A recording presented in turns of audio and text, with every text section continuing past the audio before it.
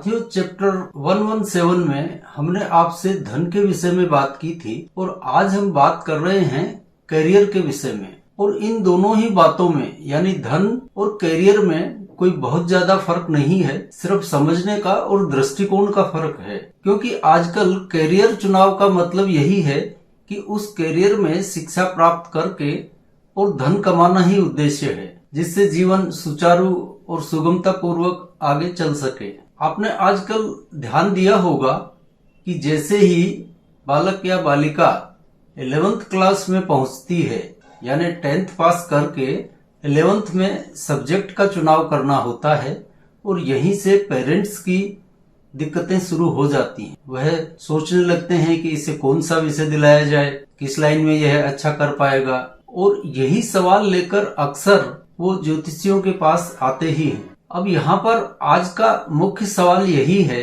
कि कुंडली देखकर यह कैसे जाना जाए कि इस जातक का करियर कौन से फील्ड में बढ़िया रहेगा, जिसमें यह सफलता पूर्वक धन भी कमा सके और अपना करियर भी पूरा कर सके। और इस बात का पता लगाने के लिए सुनी सुनाई और पढ़ी पढ़ाई बातों के दायरे से हमको थोड़ा सा बाहर निकलना होगा। अमूमन यह माना जाता है कि गुरु बृहस्पति यदि उच्च के हों या शुभ अवस्था में हों तो जातक की शिक्षा बहुत अच्छी होती है। तो देखिए, गुरु यदि शुभ हैं या उच्च के हैं तो गुरु हमको ज्ञान और विवेक तो दे सकते हैं, पर जहां तक करियर का सवाल है, इसके चुनाव में और इसकी सफलता में गुरु का यहाँ पर कोई भी रोल नहीं है। और एक आम धारणा यह भी है कि बुध यदि अच्छी स्थिति में हो तो शिक्षा बहुत अच्छी हो जाती है, तो यह बात भी सही नहीं है।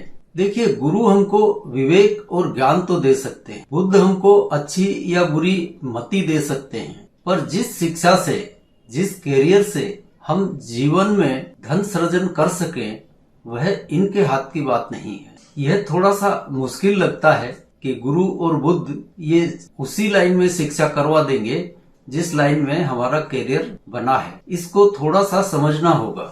आपने देखा होगा कि अनेकों महापुरुष ऐसे हुए हैं जिनका शिक्षा का स्तर तो नगण्य सा ही है, लेकिन वो ज्ञान के मामले में सर्वोपरि सिद्ध हुए हैं और उनका नाम आज भी आदर पूर्वक लिया जाता है, जबकि उनकी स्कूली शिक्षा नहीं के बराबर थी।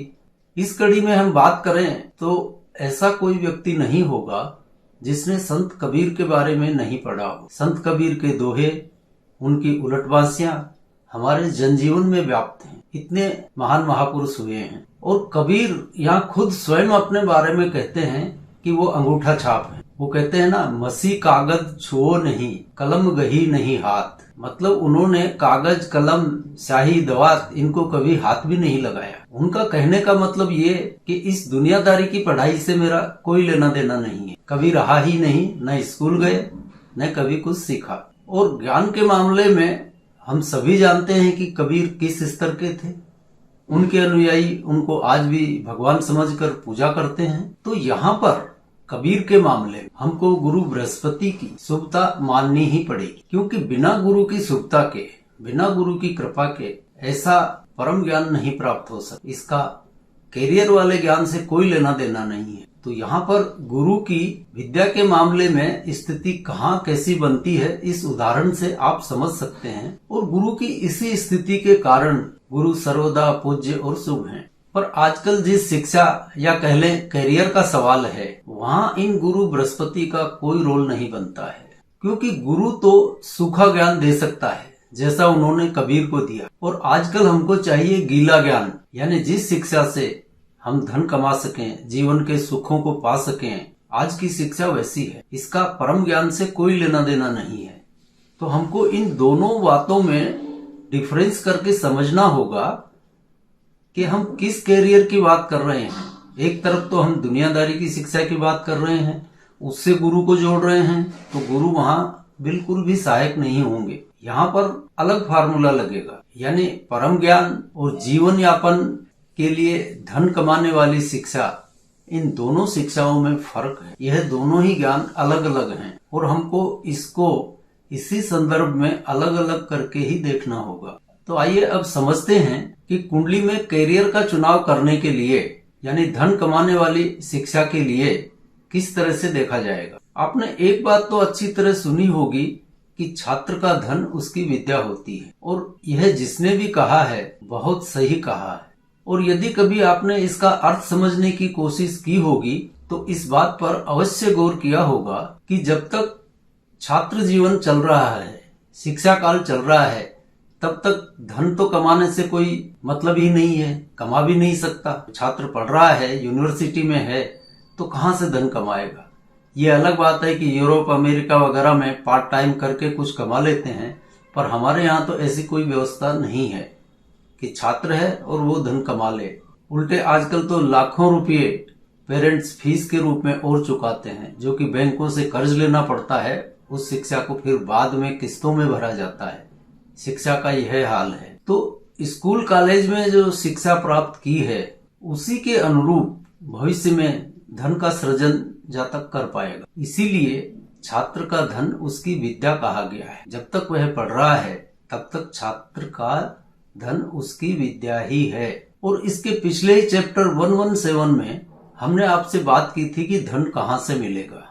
ये दोनों ही विषय, कैरियर और धन कहाँ से मिलेगा, ये आपस में जुड़े हुए हैं और इनको अलग अलग कर भी नहीं सकते। तो कैरियर के चुनाव के लिए भी हमको द्वितीय को ही देखना पड़ेगा, क्योंकि यहाँ पर कैरियर का चुनाव ही धन सृजन के लिए हो रहा है। यह कोई परम ज्ञान प्राप्त करने के लिए, बोधत्व प्राप्त करने के लिए नहीं हो रहा है। यह कैरियर यानी धन कमाने के लिए ही हो रहा है। इसलिए इसको भी द्वितीय भाव से ही देखा जाएगा। और छात्र का धन उसकी विद्या है। इसीलिए हमको एक सीमित दायरे से बाहर निकलकर इस पर विचार करना होगा। और आजकल जहाँ पेरेंट्स बच्चों को लाखों रुपया लोन लेकर पढ़ा रहे हैं, तो यह बहुत महत्वपूर्ण हो जाता है कि कैरियर का चुनाव बिल्कुल सटीक ढंग से किया जाए। यह बहुत ही महत्वपूर्ण है।